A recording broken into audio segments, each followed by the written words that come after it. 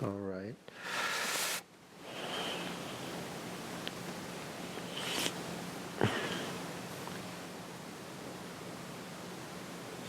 Yang Jimbo to the Ning Xiang, on the Molam Jimbo, Abjata, Packer Tangan Sandu Hirmedo, Tomba took Jijan La Hiang Sala. My teacher, when he teach, there's lots of homage to the Buddhas, Brahmasambhavas, all these lineages. He just, say pray, and one by one, take long time.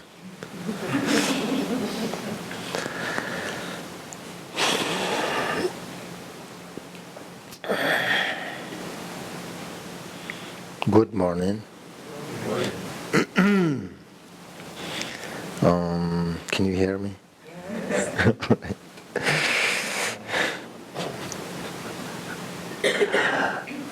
Today I would like to talk about 7 branch offering. Okay, 7 branch offering. This is actually part of the preliminary practice, right? So I want to sort of give an instruction today about it.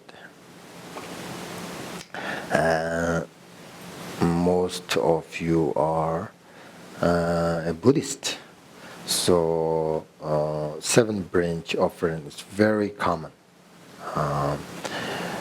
Always they pray, and the 7 branch offering. So it's kind of very important practice, and I think everyone here will find it interesting about helpful, because it is good to practice in these methods, even when you are not doing or not practice preliminaries. Also, it is important to remember that as part of Guru Yoga practice. Not only Guru Yoga, these 7 branches actually includes all the 5 preliminaries. That's why it's kind of important to understand.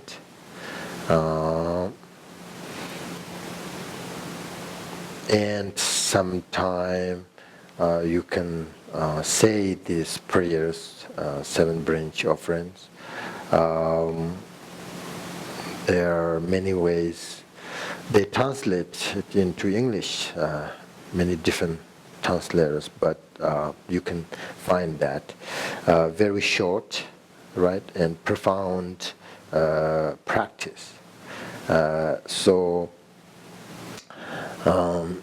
I'm sure most of you know these 7 branches offering, but maybe some of you don't know. So the first branch is the prostration, right? Prostration, which is the antidote to pride. Prostration. So first we need to know how we do prostrations and what you need to visualize during that time. And for this practice, you should visualize yourself sort of multiplied infinitely. At the same time, visualize that all living beings in the universe are prostrating with you. And it is important to remember to connect your body speech and mind during prostrations. As you prostrate with your body, you should combine this with your speech by saying the 7-line supplication to Pamasambhava, or the Pamasambhava's mantra, or you can say the refuge prayers, Bodhicitta prayers, Guru Yoga, whatever, right? You should also combine it with your mind by thinking that you are practicing with all sentient beings, and that you have a feeling of respect and devotion towards Buddha and Bodhisattvas, because they are better than us, more capacity. They have more capacity and more lots of qualities, wisdom. So that's why the prostration is the antidote to pride. Pride, these kind of afflictions makes us kind of special, right? So that kind of motivation or idea is sort of, if we have that affliction, then we ignore others, right? Sin or whatever, and we, look down upon, right, others, because we think we are better than you because of the pride. And these afflictions brings us so not good. If we have this, we are not so well with communicate with others, right? So that's why if you practice and the prostration, you prostrate to who? Someone is better than you, and then you sort of think about it and visualize it, and and their capacity, their qualities, then then you slowly kind of can diminish your pride, these afflictions. So that's why this is the antidote to pride, prostration. And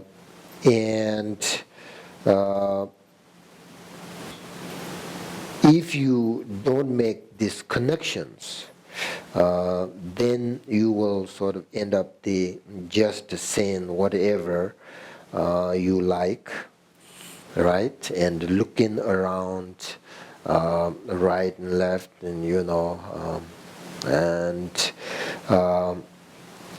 which is not correct. When you prostrate, you have to connect all this, your body, speech, mind, and there is a rule, right? There is a rule how you prostrate. You can't look around and say whatever, say songs, love songs, and look around. That's it's incorrect. So I think when you go to monasteries, they're very common, these prostrations, right? Most teachers, they look at you and how you prostrate. They really know through your prostration, oh, you're a good practitioner or not. They really see through that. It's very common. And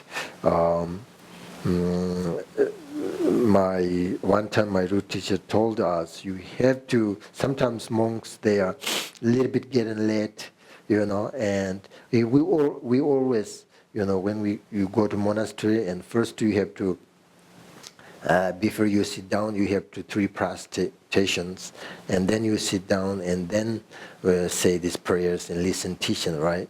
So sometimes they're late, a little bit late, and they just very quickly, and It's, and then my teacher said, that's not correct.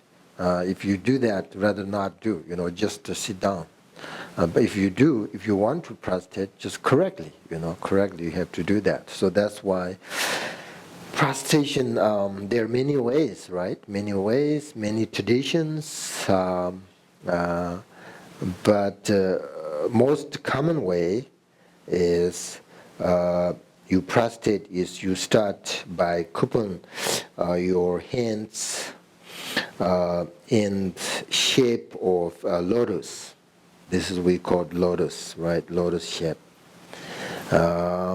Not really flat, touch your palms, not like that. And not like that. There's some other traditions, they have prostration like that, but not. And usually the common way you do the prostration, you shape like, this, and lotus. And with also little sort of space inside. Can you see little space inside? That when you visualize all of things that you are offering, right? Offering to the Buddhas, Bodhisattvas, whatever, you visualize good things, You offering good things in your, visualize in your poem, right? And then you place your hands on the top of your head. First you do here, right? And then put your head, top of your head, and your throat, your mind. So, so you need to visualize, purify the obscurations of your body. When you put your hand, put your top of your head, you need to visualize. These, your head and throat and mind, these are the represent body, speech, and mind, whether yours or Buddha's, right? So it depends what you practice. But this time, when you put here, you need to purify, visualize, purify all your obscurations of your body. And then your throat to purify the obscurations of your speech, right? And then you put your heart, purify obscuration of your mind, right? And then you kneel and touch the floor with your body at the 5 points, which are the forehead, right? Your forehead, the palms of your hands, and your knees. That's 5 points. You have to touch the ground. You do this that you can purify the obscurations of the 5 poisons: attachment, anger, ignorance, jealous, and pride. So these are the main obstacles. So and then you also receive the blessings of body, speech, and mind qualities and activity. So that's how you prostrate, right? You prostrate. It's really good, practice. These 2 things. It's really also good for your body. Kind of good exercise. It's not your motivation. Is you should not think that I want to do some prostration because it's good for my practice and good for my for the exercise. That's not correct, your motivation, but it's really good for your body too. So so if you correctly prostrate, very good, right? So you have to just correctly the visualizations also. It's very important, and that's the first branch of the 7 branch of the offering. And the second branch is the offering. And which is antidote to what do you call it? Stinginess. Stinginess. Stingy is person who can't give things away, right? Stinginess, I don't know what is it.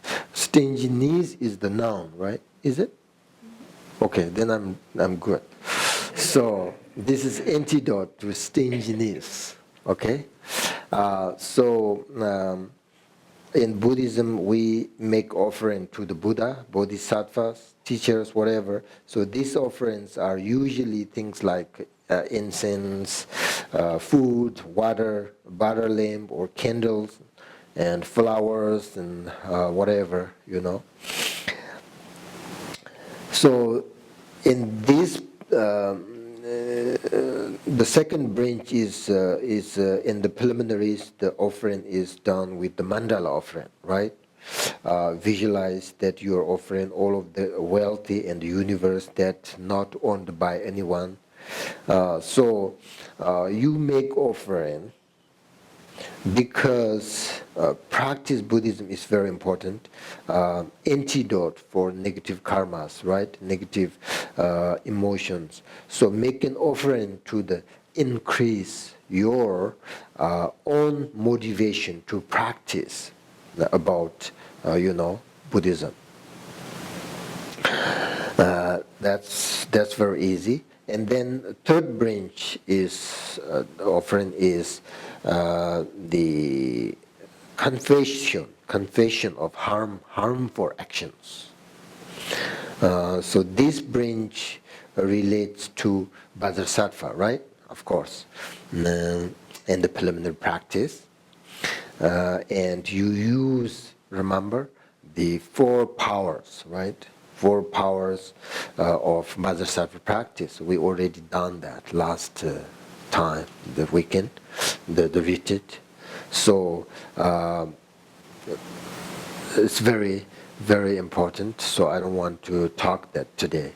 So it's about Bodhisattva. So how you purify your negative emotions, negative karmas through practicing Bodhisattva and think about the 4 powers, right? So and also saying the Bodhisattva mantras. So that's the third branch of the offering.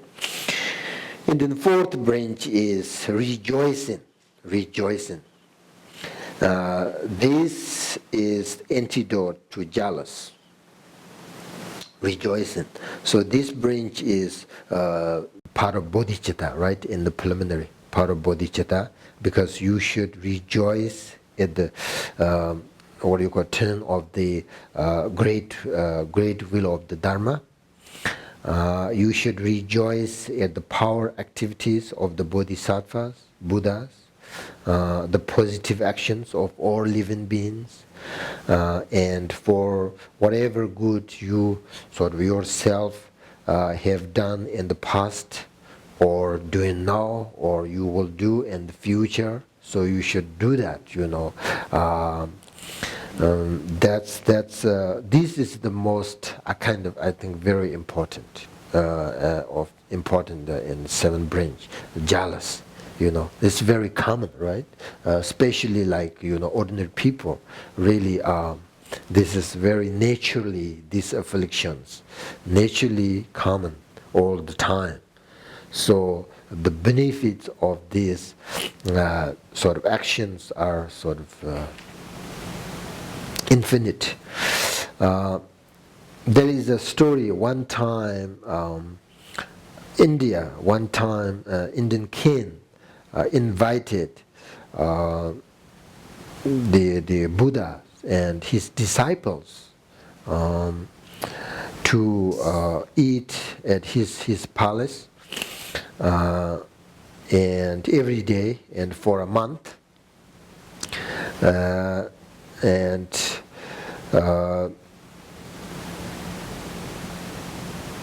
and bring with which time he offered Buddha and his disciples, all his possessions and food and whatever, and there was an old beggar woman who saw that this Indian can sort of do these things, amazing things, and with joy at this sort of his actions, these kind of things, and she thought, wow, this king, Indian king, has accumulated all this wealth through his merit, and now he sort of has met the Buddha and his disciples, and he has the opportunity to make in sort of these offerings to them, and his accumulation of merit will be even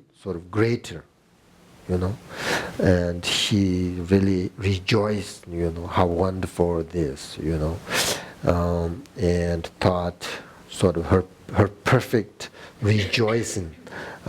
He created sort of boundless merit, and of course Buddha knew that. And then that evening, when it was time to dedicate the merit, they always do that, right? They always, Buddha and his disciples, somebody's offering, then just they take it, go, not like that, just take it and right away go, no, just sit and then they take it, offering, and then they do the dedication merit for them, right? They just sit down, and usually Buddhas and disciples every morning, the afternoon, the lunchtime, they go each, families, and then they offer food, and then they teach them, right? Every day they teach them, the families, people are there gathered, and then they teach every day, very benefit teachings, and then after that they dedicate the merit, right? So this time Buddha, when the Buddha said that to the king, and would you like me to dedicate the merit of all that you have accumulated, or should I dedicate your merit to someone who is better than you? And king said, of course, dedicate it to whoever has the great source of merit. So then Buddha dedicated the merit in the name of the old beggar woman, So these stories is told to show how rejoicing others did is very beneficial. It's very easy, right? Easy practice and profound practice. Most people, somebody, does something good things, they get jealous, right? They never rejoice. That's very bad karma. That's why you really know how to practice Buddhism. Sometimes profound benefits, not much practice. You do a little bit practice and the result is profound, like this. You see something, somebody do good things, you just rejoice, right? That's good accumulation, good merit, good virtue. And so that's why this is the antidote to the jealous. So do not rejoice everything, right? If somebody does something bad things, you should not rejoice that, because you get that also bad karma. In the Buddhist philosophy, the Abhidharma Alamkara, it's talking about if you are going to a war with your company, and you think that I'm going to kill as much as I can this time, and you actually you go and you can't kill, you did not kill anyone, but somebody, your company, somebody's killed many people or animal, whatever, you will get that bad karma.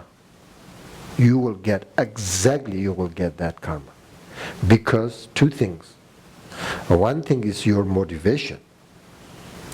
Even though you didn't kill anyone, but before you go, you create that your motivation. So I want to kill as much as I can. That's your motivation, right? One thing is that. Two things, if somebody's killed, you rejoice. You like that. And somebody's killed, great job, you did. And then you will get that bad karma. Exactly, if you rejoice somebody doing good things, lots of practice, lots of teachings, lots of these good things, you rejoice, you will accumulate that merit, right? Exactly same this story. But if you rejoice bad things, you will get that too. So be careful, very be careful. So that is what is it? Which one is fourth? Yes. Fourth, now is with fifth, right? Fifth, yeah. Shik Sarwa Tang, Chojang Shakpa Tang, Jisi Yerang, Kodijang Surwa Yi, Gewa Chons, Dangi Chipsangpa, Tamchip Zokwi, and Chip Chimberho. That's the seven branches. So the fifth branch is requesting the Buddha Bodhisattvas to teach. This is the antidote to ignorance. Okay? Because you study, somebody's teach you and you learn it, and then you understand. You sort of develop your wisdom, right? You understand. So this is the antidote ignorance. So sometimes why you need to request in the Buddhas to teach.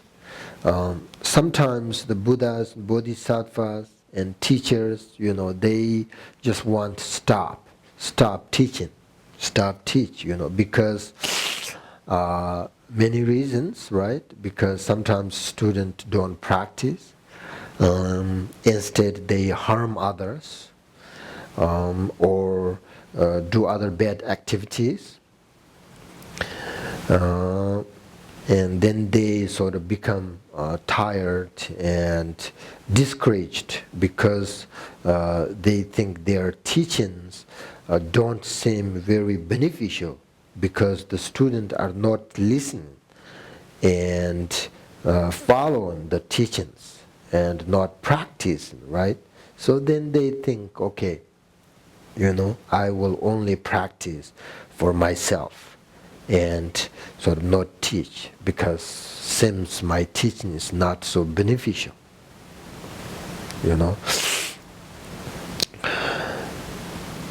At this time, it is important to request the teachings. Request the teaching. Then the teaching, of course, the teaching is very benefit. First you need to learn it in order to practice meditation. So that's why request teaching is very important. Praying for the Buddha and Bodhisattva to have a long life.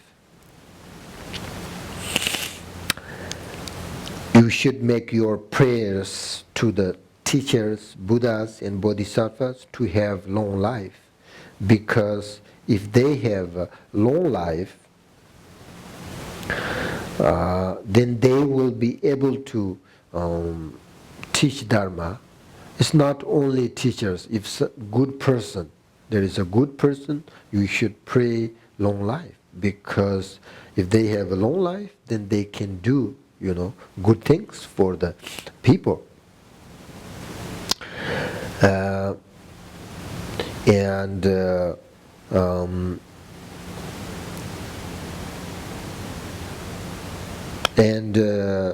the teachers, they have a long life, they can teach. Without their teachings, there would be no sort of opportunity to practice. And without an opportunity to practice, we cannot achieve sort of temporal or lasting sort of happiness, right? So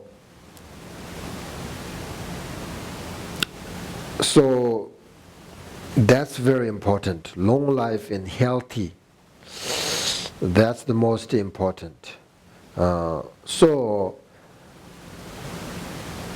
another kind of doubt that we have, if you do some prayers, the like long life prayers for the teachers, you think that would be helpful for them? Really, they will get long life?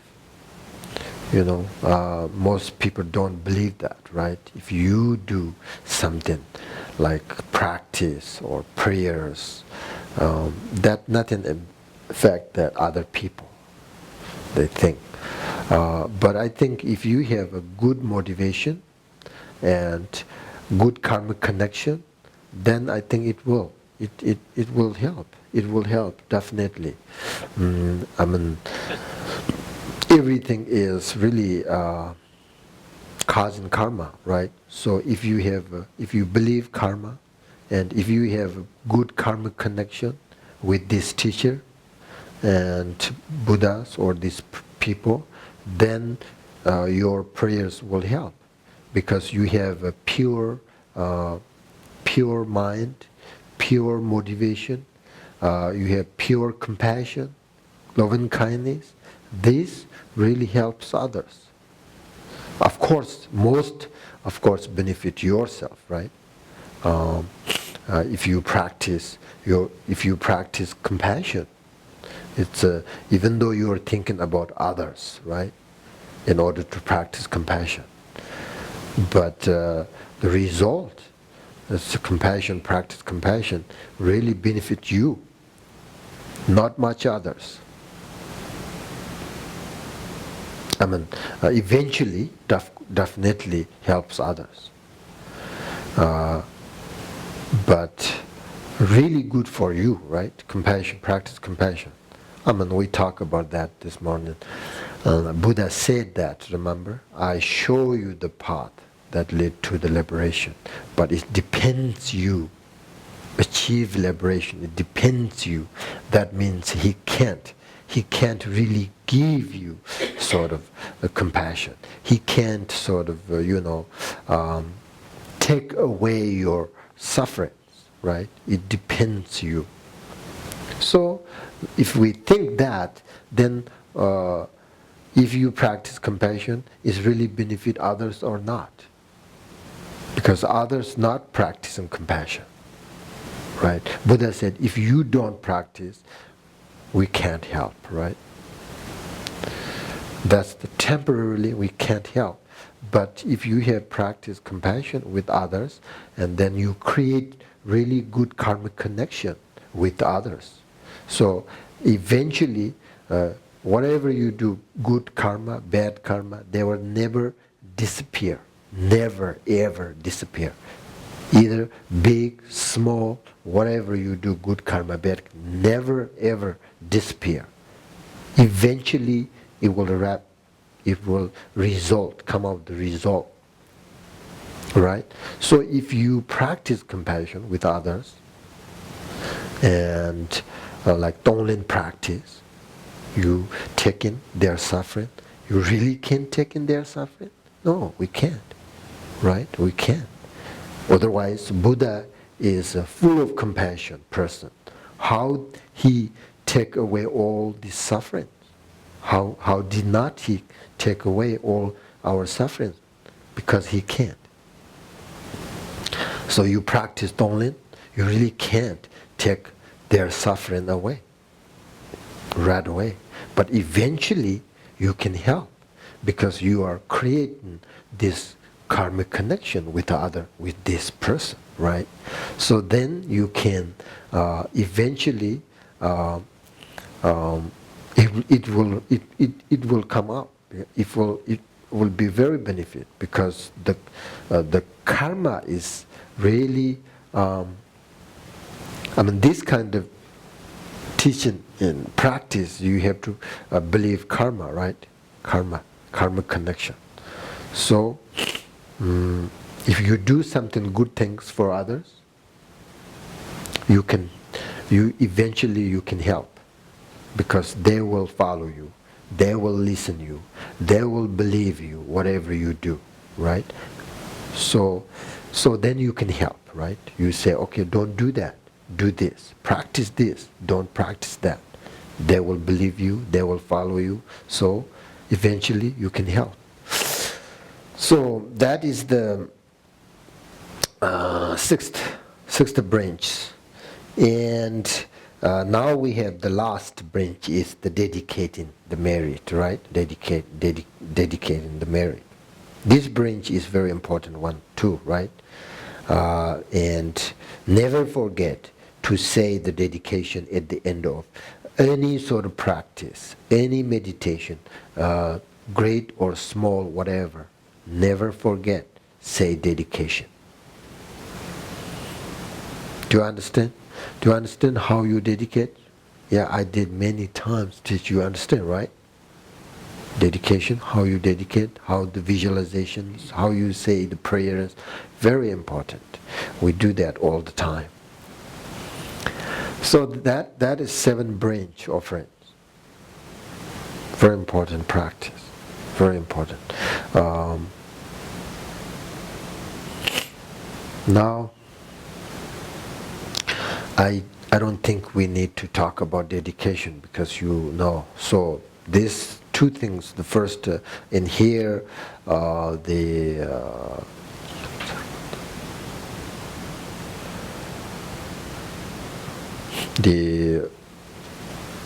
second branch, right? It's belong to practice, the preliminary practice and Bodhicitta. So that practice and then the dedication, these 2 are very important. We really need to practice. When you practice, we really need a correct way practice. Sometimes people practice a lot, but without this kind of ideas, the methods, we call that methods, right? To develop your practice. Some people don't have that methods because they don't know. Then even though practice long, it's not so much benefit. So we need to, when we practice, if you know how to practice correctly, then really your practice, short or long, doesn't matter, really benefit you and others. So we need to understand the methods for the practice. Any questions? That's 7 branch.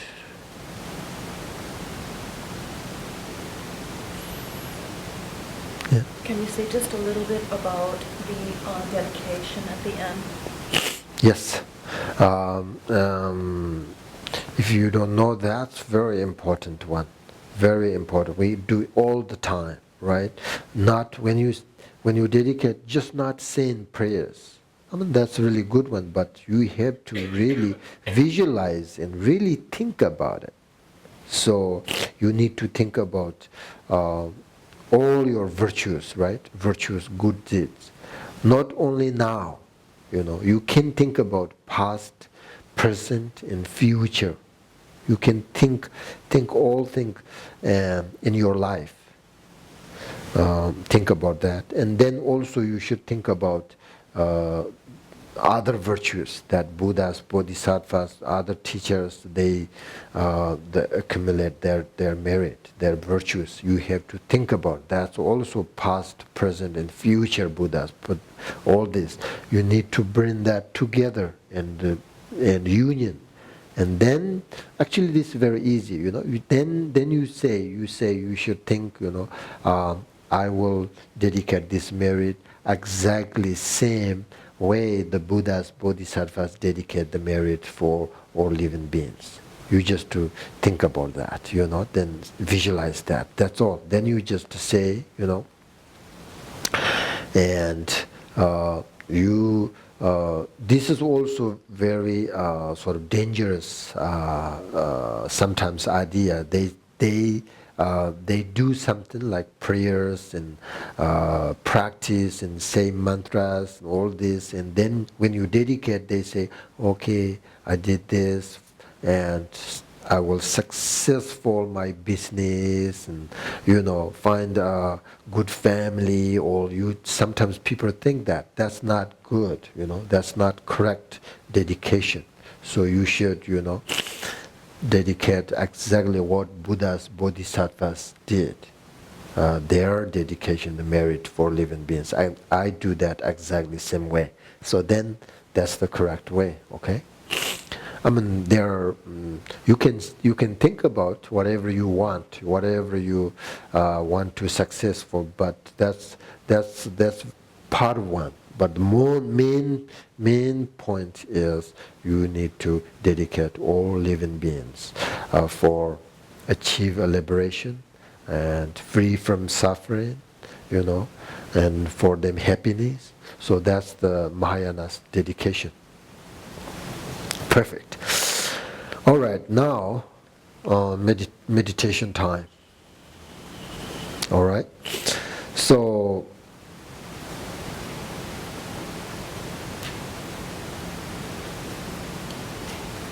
today is a little bit deeper meditation I will give you.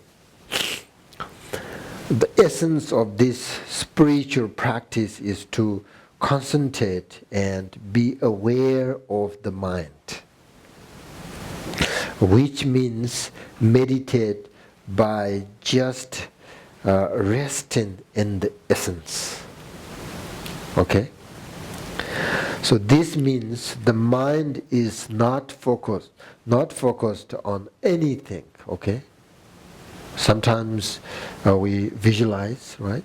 Focus on something like breath, or visualize a statue of Buddha or whatever, but not today. This means not focused. Your mind is not focused on anything, but rest in a completely stable and relax, right? So do not focus on anything, just relax and without thought. Today we'll do this. Wonderful meditation, but a little bit difficult. If I say do not focus on anything and just to relax and without thought, that's kind of difficult, right? Kind of difficult. But we have a method for this, okay? When your thoughts arises, to look at the nature, right? Look at the nature of thoughts, your nature thoughts, and to recognize that these thoughts are nothing other than sort of a manifestation of the nature of your mind. So that means you have to let your thoughts dissolve into nature mind, right? So when your thoughts arises, you have to aware of that, and you have to recognize that, okay, and then dissolve. I mean, once your thoughts arise, you recognize immediately, then actually you don't have to let them dissolve. They just naturally dissolve, right? Naturally dissolve into your mind, or we can say disappear. If you recognize, okay, there is the thought. And then recognize the nature of thoughts and let them sort of naturally dissolve into the nature of your mind. And then what you need, just to relax, right? Just to relax in that what you call a space, just to relax in that space as much as you can. And of course, immediately your thoughts arise, right? Definitely like that. Do again, recognize and dissolve, let them dissolve and just stay there. And thoughts, you need to do this so many times, hundreds of thousands of times, actually limitless times, because of the we can't sort of our thoughts always arises so many times within 1 second. So that's why we need to sort of what do you call it, competition, sort of you need to, your thoughts arise, you need to immediately recognize it and then just to relax and do this so many times. If you're a good practitioner and shamatha practice, then you once your thoughts arise and then don't follow, recognize and then relax in that space. Maybe you can do that 5 minutes, right? But if you're a beginner, just in 1 second you can do this again, over again, like many times. But that's no problem. You should do that. Otherwise, once your thoughts arise, you recognize, dissolve them, then your thoughts are stop, never come back. That's not happen if you're a beginner. So, and also important, sometimes if you are Buddhist, this is the instructions and methods important to invoke for great blessings. Think about masters and Buddhas, Bodhisattva, whatever you believe, you like, you trust. You have a devotion, you have a faith, whatever. You have sort of visualize that, think about that, and when you have difficult meditation. And sort of for a second, close your eyes and sort of sit with your spine, the back very straight, and close your eyes. Put your hands on very relaxedly on your knees, and then sort of think or saying to the Supreme Buddha or Bodhisattva, whatever you believe, and to sort of may all the spiritual teachers, holy masters, whatever you believe, so thank you for the great blessings. I have a little bit problem now, and I need your help. So just like saying that or think that, and then do again, without focus on anything. You need to just focus on your mind, okay? Just to relax. So there is no hurry, just to make yourself very calm and relaxed, and when you have found the right spot, you will automatically experience inner peace with sort of gentle concentration, and be aware of this inner space and continue your meditation. So if you have not experienced anything, then more focus on your nature mind, right?